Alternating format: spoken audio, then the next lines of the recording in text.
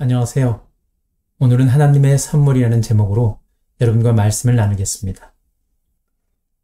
여러분 선물 받으시면 좋죠? 그것도 내가 한 것도 없는데 큰 선물을 받았어요. 기분이 어떻습니까? 매우 좋죠. 그런데 여기 가장 기분 좋은 선물이 있습니다. 오늘 말씀을 드리면서 이 선물이 무엇일지 한번 생각해 보세요. 먼저 선물을 주시는 분이 누구인지 생각해 보세요.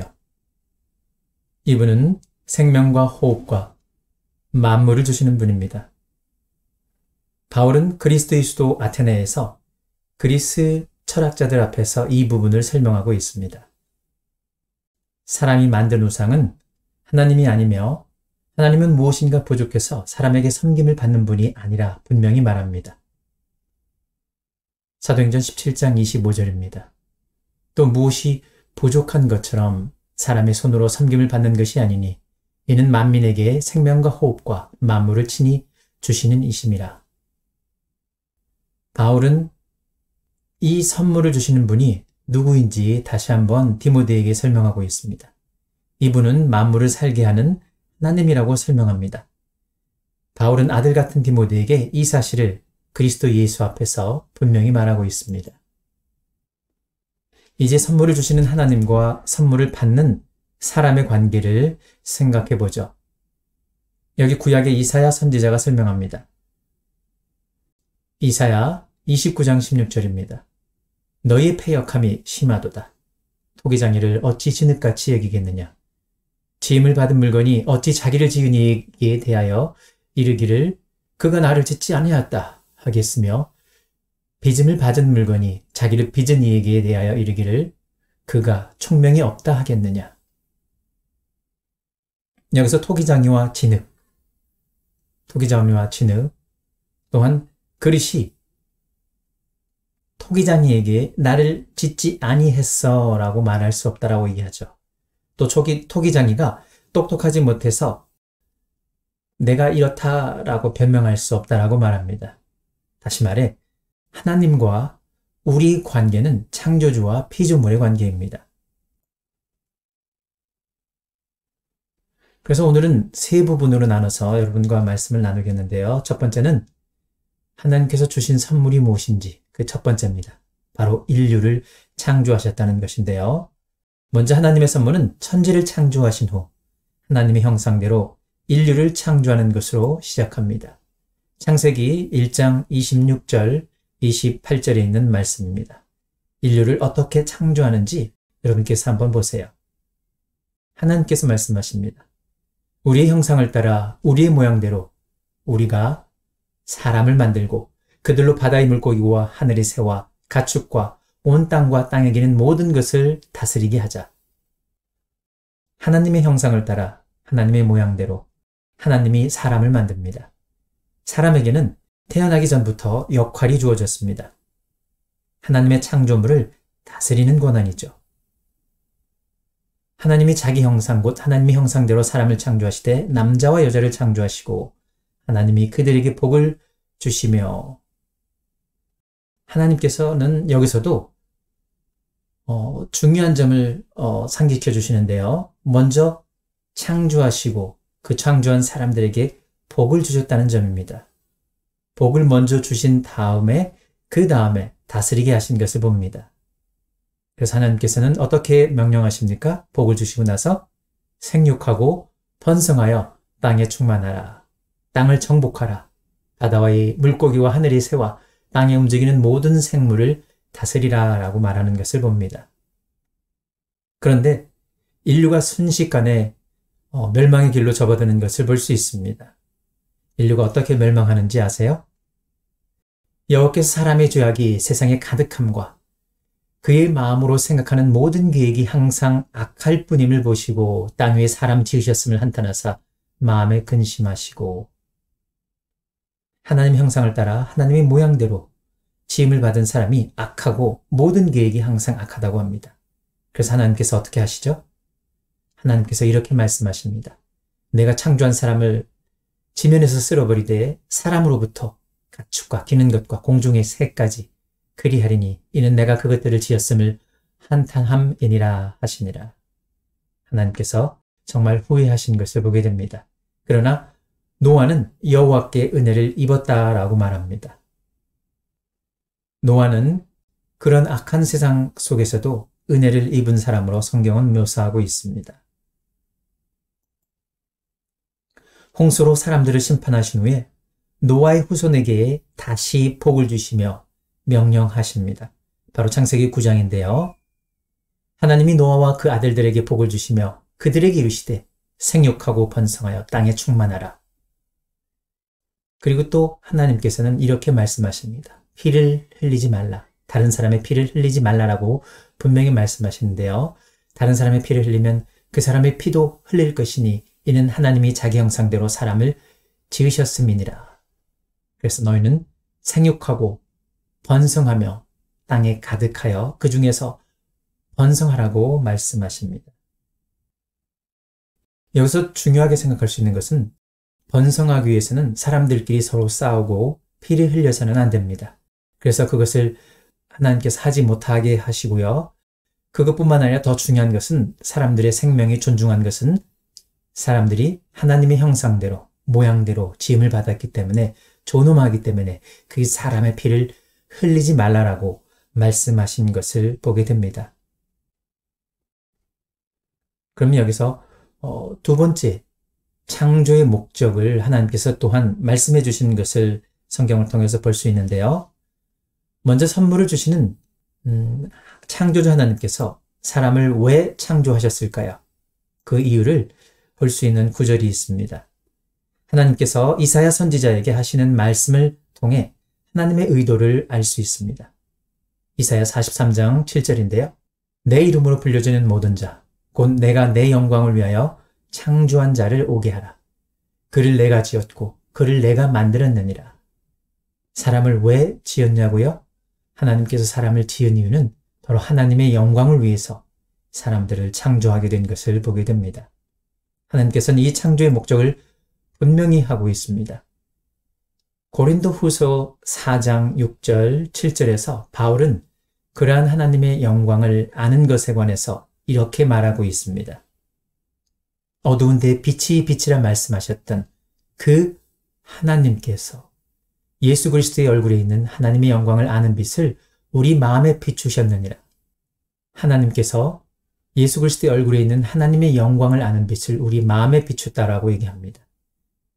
그래서 우리가 이 보배를 질그릇에 가졌으니 이는 심히 큰 능력은 하나님께 있고 우리에게 있지 아니함을 알게 하려 함이라. 우리 사람이 흙으로 만들어진 질그릇이라고 하면은 그 질그릇 속에는 예수 그리스도를 아는 그 빛을 아는 하나님의 영광을 아는 빛을 우리 마음속에 두셨습니다.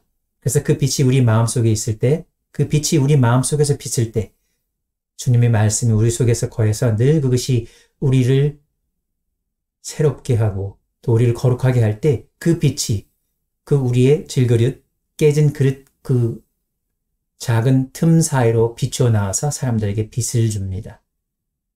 그래서 그 하나님의 영광을 다른 사람도 알 수 있게 되는 것이죠. 바울은 또 고린도전서 10장 31절에서 이렇게 설명을 합니다. 그런즉 너희가 먹든지 마시든지 무엇을 하든지 다 하나님의 영광을 위하여 하라. 우리가 무슨 일을 하든지 하나님의 영광을 위해서 해야 된다라고 바울은 다시 한번 말하고 있습니다. 자, 그러면 세 번째인데요. 하나님의 선물에 관해서 생각해보는 시간. 첫 번째는 인류를 창조하셨다는 것. 그리고 하나님께서는 창조의 목적을 분명히 해주셨다는 것. 그리고 그런 내용들을 알았을 때 우리들은, 사람들은 어떻게 반응해야 되는지 한번 보겠습니다. 먼저 전도서 12장 13절과 14절에 있는 내용입니다. 솔로몬은 세상 부귀를 다 누려본 후에 사람이 해야 할 마땅한 도리를 전도서 마지막에 이렇게 써놓았습니다. 일의 결국을 다 들었으니 하나님을 경외하고 그의 명령들을 지킬지어다. 이것이 모든 사람의 본분이니라. 하나님은 모든 행위와 모든 은밀한 일을 선악간에 심판하시리라. 솔로몬이 전도서 맨 마지막에 모든 부귀 영화를 누려본 후에 사람은 이렇게 해야 할 마땅한 도리가 있다라고 말씀하고 있는데요. 여기서 가장 중요하게 얘기하는 건 하나님을 경외하고 그의 명령들을 지키려라고 말하고 있습니다. 하나님을 경외하고 그의 명령을 지키는 것이 사람의 본분이라고 솔로몬은 분명히 말하고 있다는 사실입니다. 에베소서에서 바울도 이렇게 말하고 있습니다. 사람의 본분이 어떤 것인지 이렇게 말하고 있는데요. 에베소서 1장 12절입니다. 그리고 에베소서 1장 4절과 6절인데요. 곧 창세전에 그리스도 안에서 우리를 택하사 우리로 사랑 안에서 그 앞에 거룩하고 흠이 없게 하시려고 그 기쁘신 뜻대로 우리를 예정하사 예수 그리스도로 말미암아 자기 아들들이 되게 하셨으니 이는 그가 사랑하시는 자 안에서 우리에게 거저 주시는 바 그의 은혜의 영광을 찬송하게 하려는 것이다.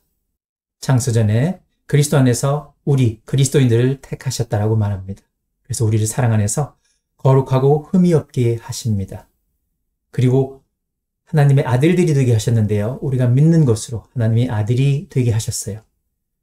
그리고 그 사랑하는 자 안에서 예수 그리스도 안에서 우리에게 거저주는 것으로 예수 그리스도의 온 하나님의 은혜의 영광을 찬송하게 하려는 것이다. 바로 우리 사람들, 그리스도인들이 하나님의 영광을 찬송하게 하려는 것이다 라고 말하는 것을 봅니다. 12절에 또 반복해서 강조하고 있습니다. 이는 우리가 그리스도 안에서 전부터 바라던 그의 영광의 찬송이 되게 하려 하심이라. 달리 말하면 우리들의 자녀들이 우리들이 없는 자리에서 아니면 어떤 자리에서 아버지나 어머니의 선한 점을 말하고 그것을 자랑한다라고 생각했을 때 나중에 그 얘기를 들었을 때 부모님이 얼마나 흡족하시겠습니까?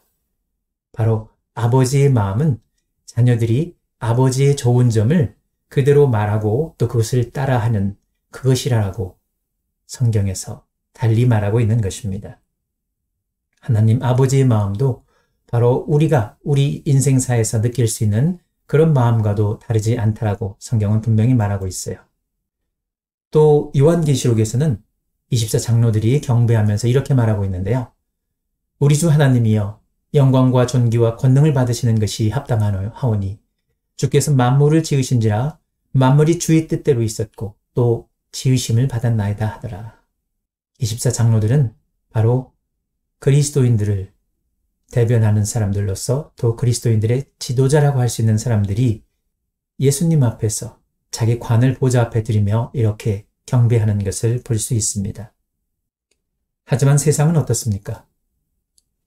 요한계시록에서 사람들을 심판하는 속에서도 사람들이 크게 불못에 던져서 타고 있는 상황에서도 사람들이 크게 타고 있는 상황에서 이 재앙들을 통해서 사람들이 어떻게 하는지 보겠습니다.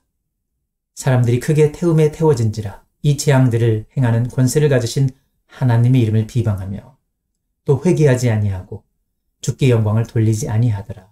사람들은 하나님의 이름을 비방하고 교회를 비난하며 회개하지 않습니다. 자기들의 죄를 회개하지 않습니다. 그리고 이 모든 것을 우리들로 하여금 누리게 하신 하나님께 영광을 돌리지 않습니다. 이것이 바로 세상의 모습입니다. 그러나 그와 다르게 천상의 모습은 어떻습니까? 요한은 하나님의 영광이 거룩한 성 새 예루살렘에 있다라고 말합니다. 성령으로 나를 데리고 크고 높은 산으로 올라가 하나님께로부터 하늘에서 내려오는 거룩한 성 예루살렘을 보이니 하나님의 영광이 있어 그 성의 빛이 지극히 귀한 보석 같고 벽옥과 수정같이 막더라. 요한계시록 21장 10절에서 11절입니다. 게다가 그 성에는 해나 달이 비침이 쓸데없다라고 말합니다. 해와 달이 필요가 없습니다. 왜냐하면요. 이는 하나님의 영광이 비치고 어린 양이 그 등불이 되심이라 라고 말하고 있습니다. 요한계시록 21장 23절에 있는 말씀이죠. 하나님 아버지가 계시고 또 그 어린 양 예수 그리스도께서 계시니까 하나님의 영광이 있기 때문에 그곳에서는 다른 것이 필요 없다라고 말합니다. 왜냐하면 그 어린 양 예수 그리스도께서 등불이시기 때문입니다. 자, 그럼 마무리하겠습니다. 처음 시작할 때 가장 기분 좋은 선물이 있다라고 말했습니다. 생각해 보셨습니까? 가장 큰 하나님의 선물은 무엇일까요? 우리 인생입니다. 하나님께서는 우리에게 우리 인생을 주시면서 우리들로 이 인생 동안 너희들이 한번 멋있게 살아봐라 라고 기회를 주셨습니다.